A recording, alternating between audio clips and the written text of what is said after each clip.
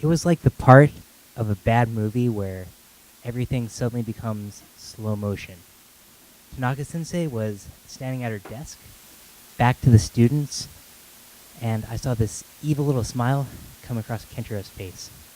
Without making a sound, he crept up right behind her, wrapped his little hands together, made a steeple, and shoved them up her butt with as much force as he could. Yeah, wait, I heard someone say concho. He knows, he knows. Yes, this is the concho. In Japan, there is this thing that elementary school boys like to do called the concho. And they think it's hilarious to make a steeple and shove it up. And when I saw it, I was shocked. This was not what I had signed up for. I went to Japan to be a teacher because I thought that teachers would get respect there.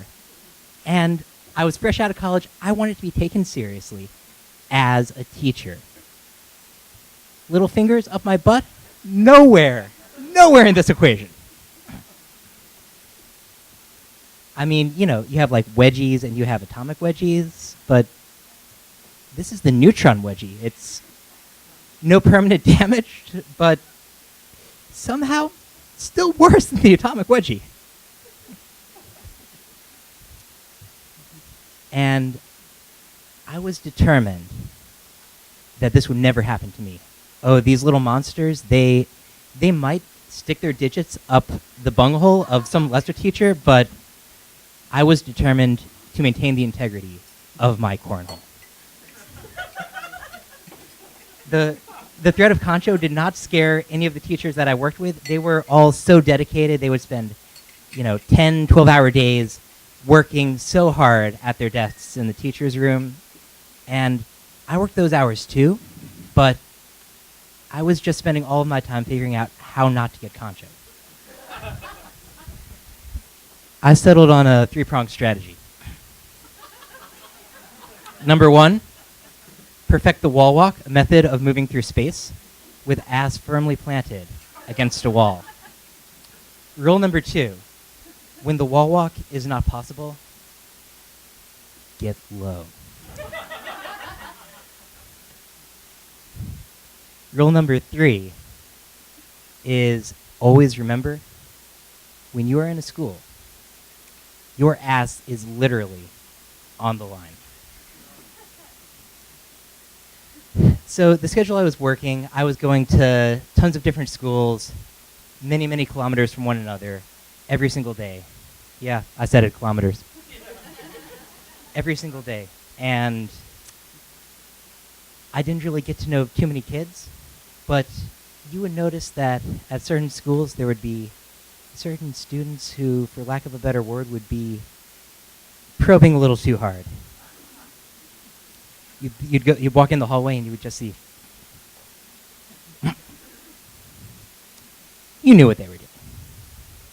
At one school I went to, my Tuesday school, there was a little Shinji, and Shinji was one of those kids. And I remember that he would always just spend a little too long looking.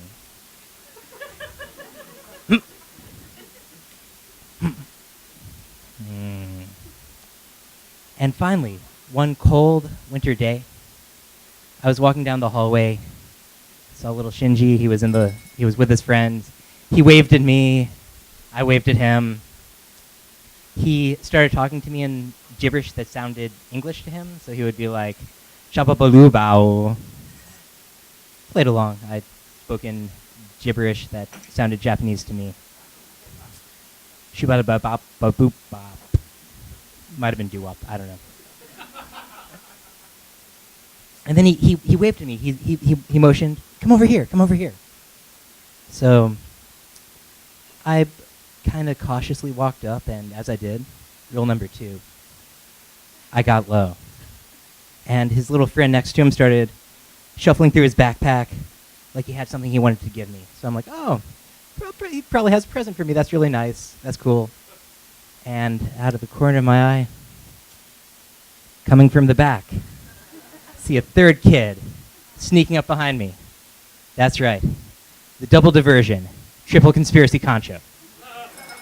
This is the move that Alexander the Great, Sun Tzu, or George C. Patton would have done had they wanted to get their fingers up someone's butt crack.